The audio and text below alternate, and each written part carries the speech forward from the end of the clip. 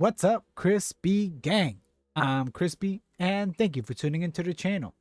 After a long, windy road, we are coming to the end of Cyberpunk 2077.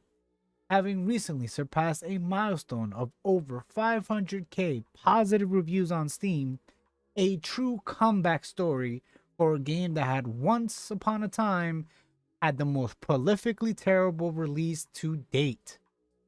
The final chapter is being written, and we will all get to experience it very soon. With that being said, let's kick things off with the Cyberpunk 2.0 update.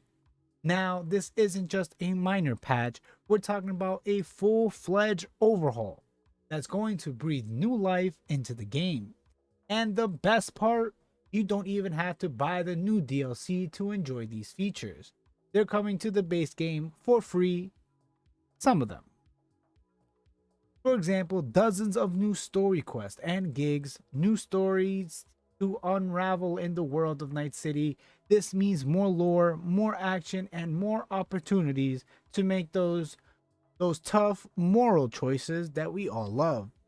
Vehicle combat and mounted weaponry are making their way finally into the game. Now this is really a game changer.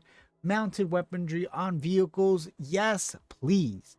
Can't wait to be cruising through Night City, guns blazing in a high-speed chase. The combat AI is being overhauled. I grew to be okay with the combat. After you max out your stats, I felt like a walking tank. I hope that the combat can be more challenging this time around with the 2.0 update. Endless dynamic events and missions. This is the one I'm most excited about. After finishing the story and gigs, Night City becomes a big place with nothing to do. Nowadays, when I play Cyberpunk, I'm mostly a photographer, late night drives, or mowing down every maelstrom I see.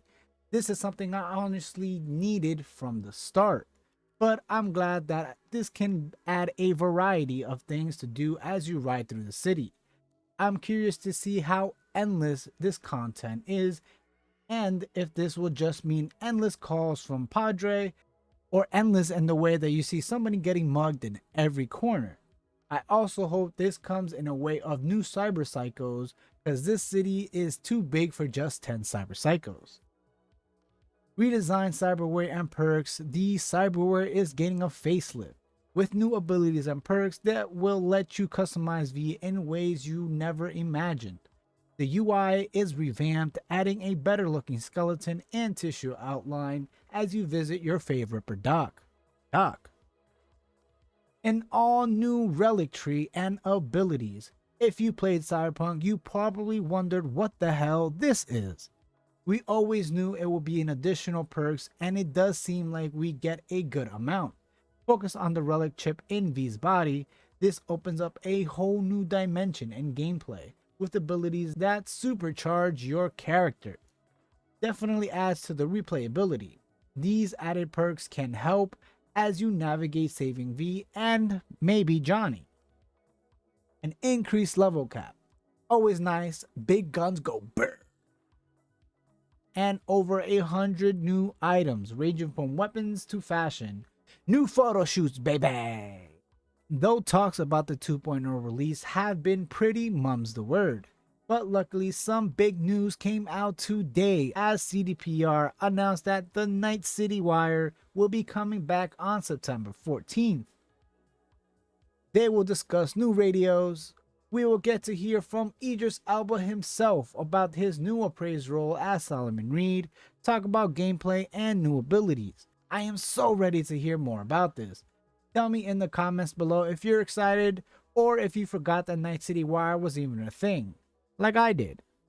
Talks about the release of 2.0 have been all over the place, but luckily CD Projekt Red has shared what features will be coming to patch 2.0 and what will be DLC exclusive. However, it's worth noting that while gameplay changes like combat AI improvements will be universal, new story content like missions and the locations will be exclusive to Phantom Liberty. Now let's talk more about the expansion. This is where things really get exciting.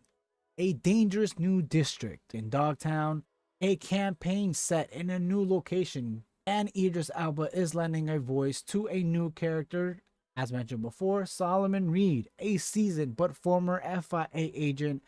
Seems more like the chaotic good type, a very non-nonsense vibe. This is going to open up a lot of possibilities that we have been clamoring for. I am so excited to see how this will be implemented into the gameplay. They talked a lot about how Spy Thriller was the main inspiration behind this new DLC. I am to see how that will factor into the gameplay. Will it be more of a stealthy vibe, or will we be able to continue to go in guns blazing like I always personally love doing? I don't want to talk, I want to shoot. Shooters gonna shoot. Weapons galore, which I'm also happy for. A new sniper rifle like the Osprey and Rasetsu, a flamethrower named Hercules, and even a shiny red katana that glows. But that's not all. There's a whole new category of illegally modified weapons. As touched on earlier, there will be many more added guns. Core mechanics. The expansion will introduce a new cyberware system that correlates V's armor stats to your equipped cyberware, not your clothing. This is huge because it offers a greater degree of expression alongside stat-based boost and debuffs. This is so nice, I had to mention it twice. The vehicle combat being added to the base game, but I can't tell you how excited I am for this, honestly. This is something that I remember being in the trailers and in the marketing material, and they made us believe that this will be possible upon release. But here we are.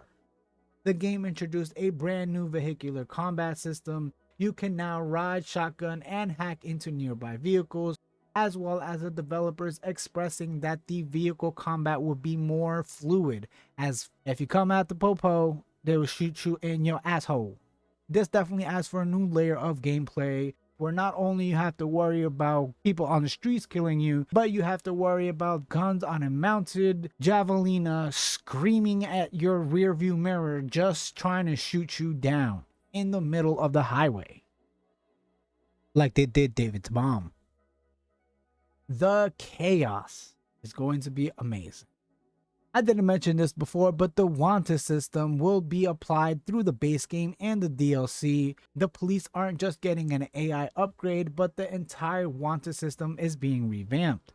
Expect to see various tiers of NCPD all the way up to Max Tac, Psycho Squad, the real shooters of Night City. If Max Tac gets on you, good luck.